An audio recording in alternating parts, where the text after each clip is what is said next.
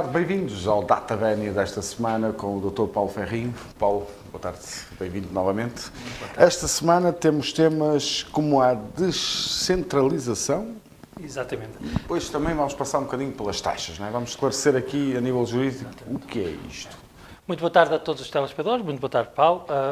Eu trouxe este tema aqui à colação, no sentido que tem sido discutido desde meados do ano passado, 2018, que o Governo decidiu, num acordo entre o PS e o PST, não sei se te recordas, de fazer um acordo de descentralização de competências autárquicas, em que assegura o Governo, e também essa é a proposta até juridicamente, em que a proximidade da decisão e das populações, junto das populações, poderá trazer ganhos de mais-valia, sobretudo porque o dinheiro gasto nesses exercícios de competências poderá ser otimizado pelo conhecimento que têm no terreno. Portanto, o PSD e o PS decidiram fazer um acordo de centralização, foi feito e deu origem a um diploma legal que enquadra este tipo de temática, que é a Lei 50/2018, publicada em 16 de agosto, e que estipulou um conjunto de competências a transferir do Estado, que eram competências próprias do Estado, para as autarquias locais. E foram encontradas 21, para além daquelas que já existem, que estão na Lei das Autarquias Locais e que estão também acrescentaram-se mais 21 competências, de vários domínios, da educação, da ação social, da saúde, do património, da habitação, das praias marítimas e fluviais, dos jogos, da gestão do património, da cultura, da justiça, muitas áreas que, entretanto, já têm vindo diplomas sectoriais, que isto é a Lei Quadro, que estabelece os parâmetros gerais, dizendo quais são as competências a transferir, e depois existem diplomas sectoriais para cada estas valências, para transferir de facto essas competências.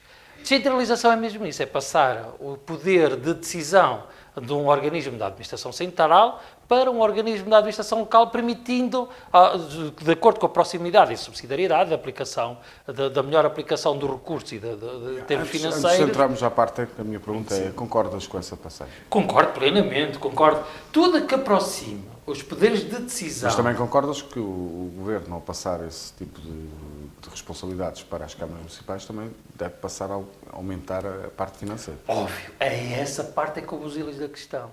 O certo da questão é que o Governo não escreveu na Lei do Orçamento de Estado para 2019 as verbas a serem transferidas para as 21 competências a assumir pelas autarquias locais. Apenas este diploma, que dá uma norma de transição, o artigo 4º, dizendo que as câmaras têm um período de transição para aceitar ou não essas competências. Sendo que, em 1 de janeiro de 2021, obrigatoriamente, as 308 autarquias locais, e mais as juntas de freguesia, e mais as comunidades intermunicipais, obrigatoriamente têm que as assumir. Neste quadro, todos os municípios dos 308 foram convocados através do seu órgão deliberativo, que é a Assembleia Municipal, a decidir se aceitam ou não aceitam essas competências. Neste momento, já trazendo só aqui para a nossa região, é a região onde nós estamos inseridos, já há 9 diplomas que estão em vigor, e há um quadro publicado mesmo pela Direção-Geral das Autarquias Locais, e para perceberem, por exemplo, o Baião aceitou as 9 competências já em vigor, por exemplo, Castelo de Paiva só aceitou uma, que é o do atendimento ao cidadão, Solurico de Baixo só aceitou uma, que é também do atendimento ao cidadão, Sinfãs aceitou as 9, a Lousada aceitou as 9, Marcaneveses, Passos Ferreira e Rezende também aceitou 9, Parede só aceitou 3, as praias, os jogos e a gestão do património, e Penafiel, por exemplo, não aceitou nenhuma. Houve uma deliberação em novembro, numa Assembleia Municipal, que não aceitou, e bem, na minha opinião, porque acho que a atitude correta do Governo, aquela que era expectável para os autarcas, era dizerem assim, eu dou-te estas competências, vocês ficam com esses instrumentos de gestão política para os vossos territórios, mas que em contrapartida dou-vos este dinheiro. E não foi feito desta forma. Aquilo que está escrito no orçamento é aprova-se a Lei Quadro e depois vê-se para a frente que tipo de dinheiro é que vai ser atribuído. E neste momento, nesta data... as competências já estão atribuídas. Neste momento, as competências já estão atribuídas. Já estão em vigor para estes municípios.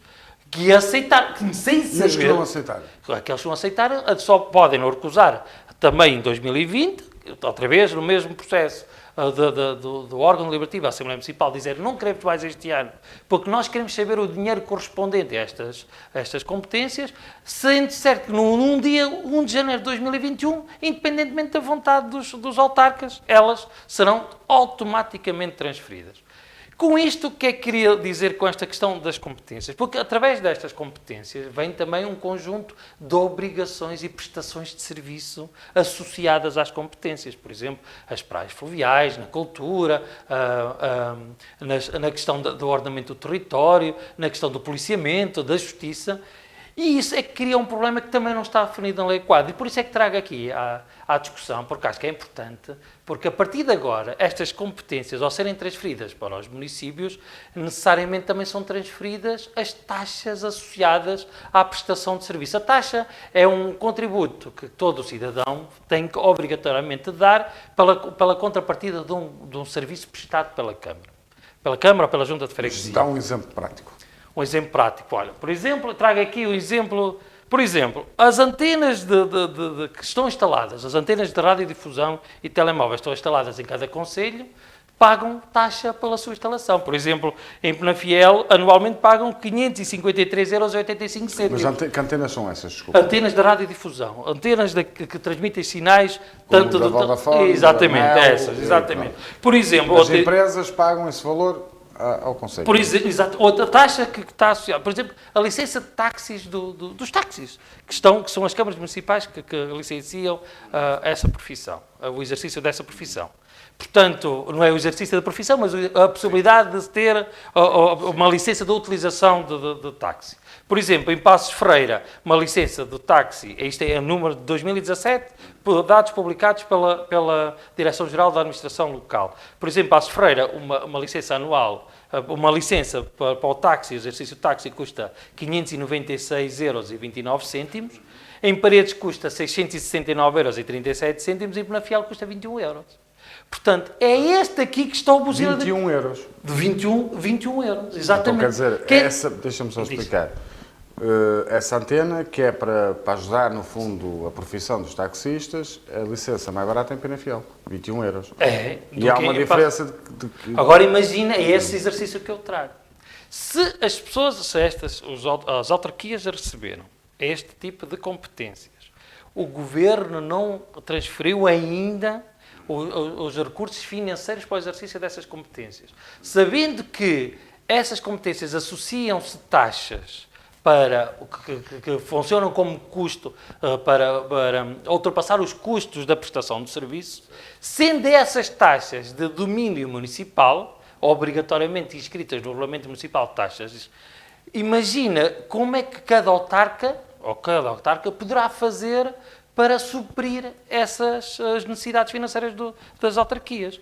Não irão utilizar os autarcas face à não harmonia, porque não é obrigatório legalmente, a não harmonia de estabelecimento de preços para serviços iguais relativamente a cada município, ou que faz sentido, mas também não faz sentido estas disparidades enormes de pagamento de taxa de um concelho para o outro.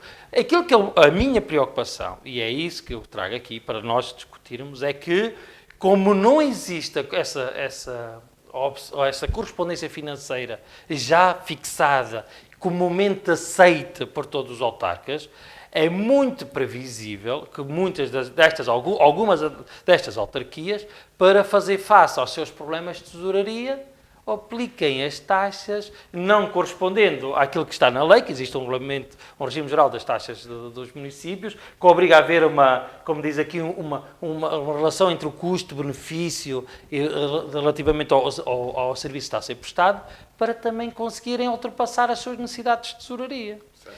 E quem é que paga no final? Se o Estado não transferiu o dinheiro, se as autarquias precisam desse dinheiro para exercer essas competências... que vai ser os cidadãos, não é? Essa é a minha preocupação. Daí trazer este... Daí considerar que, independentemente desta questão das transferências das competências, seria de todo óbvio e muito objetivo e claro e transparente que o Governo dissesse para as 21 competências que foram transferidas para os municípios, nós temos este bolo para estas competências.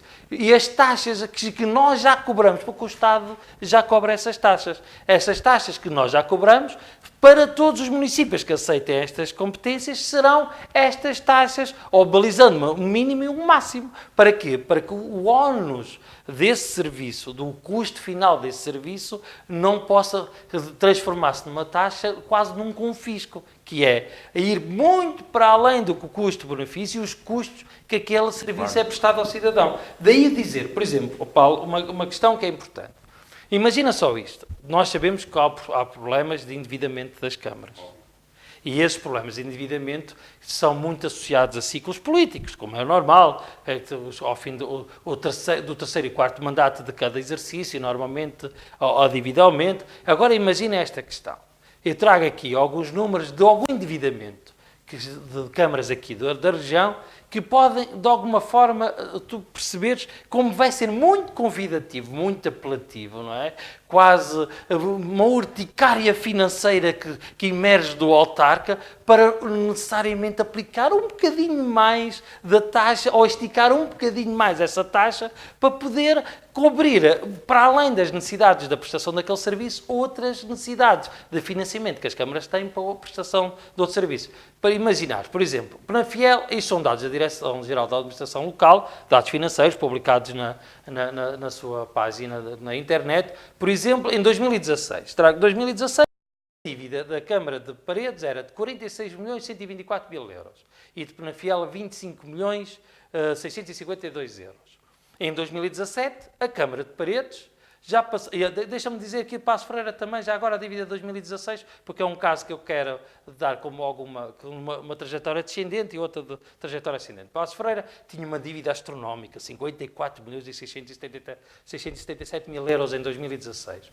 Em 2017, ano eleitoral, que os nossos ouvintes saibam que este ano foi um ano importante, daí provavelmente alguns números estão aqui. Em 2017, por exemplo, Paços Ferreira passou de 54 milhões para 51 milhões de endividamento, de Paredes passou de 46 milhões para 50 milhões, aumentou mais 4 milhões, e Penafiel de 2016 para 2017 aumentou 10 milhões, passou para 35 milhões de euros. Pronto, e aqui, agora imagina... Mas consegues também explicar... Consegue. Deixa-me só fazer essa questão. Sim. Porque isto são números finais, não é? Sem explicação em que é que foi gasto, não é? Sim. Porque, isso é o número de dívida. Nesta dívida, nós podemos também ver que muitas vezes são obra feita. Óbvio. Isso é muito importante, não é? Óbvio. E há boa e má dívida, Paulo. Isso não tenho dúvida nenhuma. Eu já escrevi sobre isso. A boa dívida é aquela que, sendo feita no curto prazo, pode gerar mais-valias para o futuro, sendo ela pagar-se por ela própria. Que as mais-valias geradas por essa dívida ou pela obra que foi associada a essa obra, ser sustentada. Mas aquilo que me faz preocupar é que cada vez mais as câmaras têm menos receitas próprias. Isto é, por exemplo, para todos os espectadores que nos estão a ver tenham uma noção, por exemplo, em 2016, a Câmara de Penafiel só conseguiu executar da sua perspectiva de receita 61%. Paços Ferreira conseguiu, por exemplo, executar 99% da sua perspectiva de receita. Não é? Não, 41% da perspectiva de receita, Paços Ferreira e Penafiel 61%. E em 2017, por exemplo, Penafiel só conseguiu, do orçamento, só conseguiu executar 51% da receita, Paços Ferreira só conseguiu 75%, aumentou em 30% a sua execução, e, por exemplo, Paredes só conseguiu executar 72%. Quer dizer, como eles andam todos à volta dos entre 90% e 98% da execução da despesa, há sempre ali uma margem de 30% de despesa que é efetuada que não tem correspondência financeira. Onde achas que os municípios podem ir buscar mais receita? Isto são receitas próprias das autarquias. Só para teres uma noção, Penafiel tem, só em taxas em 2017, cerca de taxas e licenças, cerca de 5 milhões cobradas. E isto vai gerar, como não há correspondência financeira, vai gerar, na minha opinião, uma incerteza enorme quanto ao custo-benefício das taxas e, sobretudo, uma pressão enorme junto das câmaras para alterar os regulamentos municipais de taxas. Tudo isto porque o Estado não... Tudo isto porque o Estado não cumpriu, o Governo E às Central... vezes é importante porque é que Daí eu trazer este tema. Exato. Porquê é que eu defendi não haver transferências de competências sem a correspondente financeira? Porque tem aqui um elemento pernicioso dessa questão. Um elemento muito negativo dessa questão de não haver transferências financeiras. É dar, depois, às autarquias... Estamos a falar, por exemplo, se há um incêndio, não é? O Estado passa toda a responsabilidade para as câmaras, não passou o dinheiro para a prevenção, mas depois quem dá a cara é as câmaras. E tem que ir a buscar receitas para ir buscá-las, não é? Por isso é que eu acho... Tem que defender os cidadãos. Isso é defender o cidadão. Daí eu acho que é ser muito importante esta discussão ser travada em 2020, quando se voltar a abrir novamente a transferência de competências e todas as autarquias e a Associação Nacional de Municípios e a Associação Nacional de Freguesias obrigar o Governo a esclarecer clara e transparentemente quais são os dinheiros associados às 21 competências que estou a trazer. Só quero terminar, um minuto, só quero dar e associar-me a este dia, que é o Dia Internacional da Trissomia 21, do Síndrome de Down, e dizer que a diferença destas pessoas é exatamente a minha diferença. E sinto-me tanto com tanta doença e como eles. Muito Portanto, bem, Paulo. Toda a trissomia 21, a síndrome de Down, são cidadãos de pleno direito que devem toda a gente associar-se a eles, dizendo com braços abertos, nós somos iguais a vocês. Muito bem. E eu também termino, nem por acaso, despeço-me até para a semana. Muito obrigado. E eu termino a convidar-vos, se por vezes quiserem esclarecer alguma dúvida com o Dr. Paulo Ferrinho, basta enviar o e-mail para geral@forumtv.pt e nós aqui no programa colocaremos a questão. Gostaria também de enviar um abraço forte à família de André Bessa, o piloto que se despenhou na semana passada em Bragança, que era meu amigo pessoal, e presto esta homenagem, um forte abraço. E quanto a nós, muito obrigado. Quanto a nós, voltamos para a próxima semana.